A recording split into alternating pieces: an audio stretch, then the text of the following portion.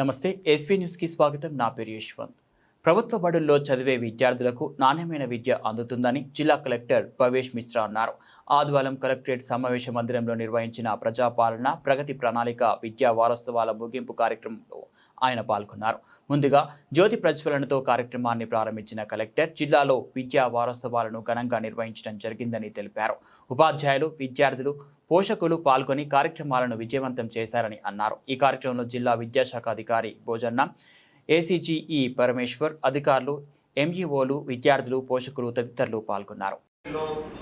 Film ఇండస్ట్రీలో so కేవలం doctor engineer పరిమితి కాకుండా ఇప్పుడు ఆల్మోస్ట్ ఒక 10-20 ఫీల్డ్స్ లో మనం చేసుకోవచ్చు. అదే కాకుండా ఒక ఫీల్డ్ మనం సెలెక్ట్ చేసిన తర్వాత వేరే ఫీల్డ్ లో ట్రాన్స్ఫర్ కూడా చేయవచ్చు. ఫ్యూచర్ లో మీకు ఒకవేళ ఇష్టం కానీ టాలెంట్ ఉంటుంది. సో నా కేసులో నేను ఐఐటీలో 4 years ఇంజనీరింగ్ చేసిన తర్వాత స్టార్టింగ్ లో ఇక్కడికి వచ్చాను. ఒకవేళ రాకపోతే I could have continued in private job also. So ఇప్పుడు ఆప్షన్స్ చాలా ఉన్నాయి.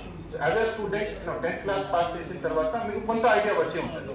ఎవరైతే టీచర్స్ ఉన్నారు you will agree that maths కానీ ఫిజిక్స్ కానీ కెమిస్ట్రీ కానీ వేరే ఇతర సబ్జెక్టులు కూడా లెవెల్ సడన్ గా పెరుగుతుంది.